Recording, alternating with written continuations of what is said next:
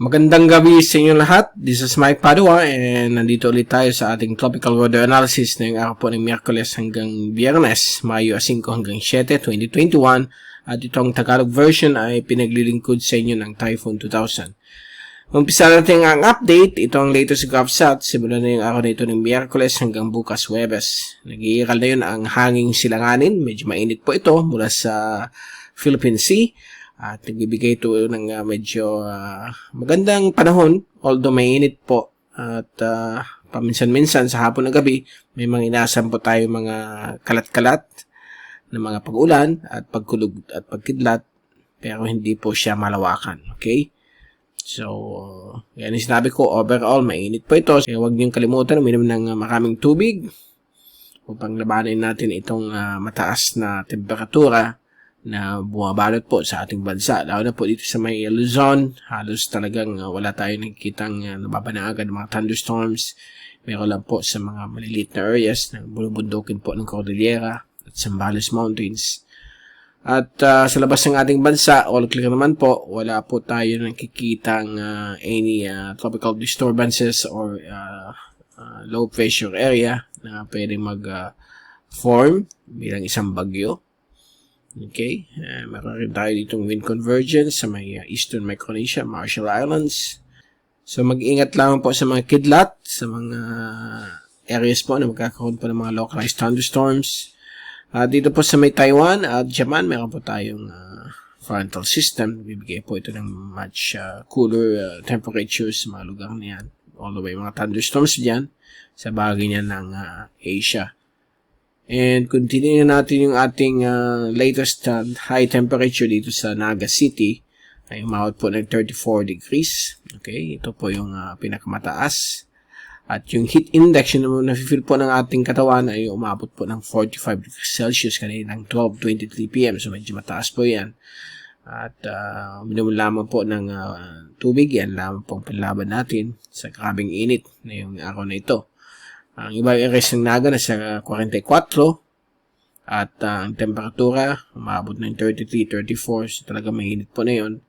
Sa mga coastal areas po ng Kabikulan, na po sa Legazpi at si Ruma, ang heat index ay pumapalo lamang ng 37 to 39. So medyo mas mapresko dahil po nagkakaroon po ng sea breeze mula sa Easterlies. So yung hangin po ay mula sa northeast at easterlies. So yan po ang kalagayan ng ating temperatura na yun. Bagamat na papakinggan na po natin yung mga localized thunderstorms, yung mga thunderclaps, okay? Yung mga daguldul. Dahil po papalapit na po tayo sa start ng tag-ulan, lalo na po sa Hunyo. So usually ang start po ng shift papunta sa Timog Kanluran o yung habagat na hangin ay nagsisimula yan sa last week of May. Yan po ang normal trend. So, titignan natin yan in the coming weeks. But so far, ang general wind natin na yun ay easterlies pa rin. And ito po yung ating fast animation. So, wala tayong masyadong babanggitin dito. And kung titignan natin yung zoom in satellite animation mula sa windy.com, ito po yung latest infrared satellite for the past 6 hours. So, kaninang hapon ay may mga isolated showers, thunderstorms sa may maliit na areas po ng Camarines Sur, gaya ng Tinambak. Naglaho na po. Dito rin po sa may Leyte, Northern at Southern Cebu. Dito po sa mga oras na ito may mga malalakas na thunderstorms sa Ilocos region, lalo na po sa from Ilocos Sur, Ilocos Norte ay bumaba po siya sa may bahagi po ng Cordillera Mountain Range. So may mga ulan-ulan po dyan, pero panandalian lamang po yan. At kung titignan natin yung ating forecast for the next 2 days, sa susunod na 2 araw, bukas po ng hapon ay inaasahan pa rin mga isolated showers at thunderstorms, lalo na po sa Bicol, Mindoro, ibang bahagi po ng Visayas, Palawan at Mindanao. May mga isolated thunderstorms po, pwede posibleng maganap.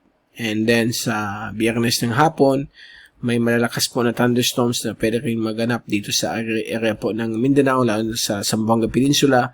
At mga isolated areas naman po ng Western Luzon, Bicol Region, lalo na sa may Camarines Sur at Cam Norte.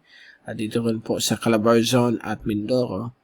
Palawan kasama din. So, halos 60% ng ating bansa may mga isolated showers at thunderstorms lalo na sa darating pong Biyernes ng hapon. Okay, at bago tayong paalam, ito ulit yung ating Global Tropics Hazards and Benefits Outlook mula sa Climate Prediction Center ng NOAA. So, valid po ito for the next 2 weeks. So, for week 1, sa Mayo 5 hanggang Mayo 11, inaasahan po ang below average rainfall sa bahagi po ng Mindanao at Papua New Guinea. Okay? So, medyo may pagkukulang ng pag-ulan at may mga isolated rain showers pa rin pwede maganap. At sa kalawang linggo, valid May 12 o Mayo 12 hanggang Mayo 18, inaasahan po ang 50-50 tsansa ng mga pag-ulan dito po sa may Pacific Ocean, east of the Philippines.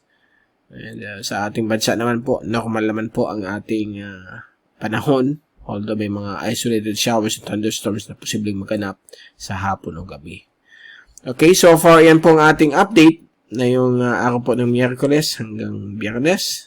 At babalik ulit tayo sa darating na Biyernes upang bigay sa inyo ang pinaka-latest sa ating panahon. Mula sa Typhoon 2000. Dito si Mike Padua nagpapaalam. Mag-ingat po tayong lahat. Be #WeatherWiser. At maraming salamat po sa pagpunod nyo sa aking channel.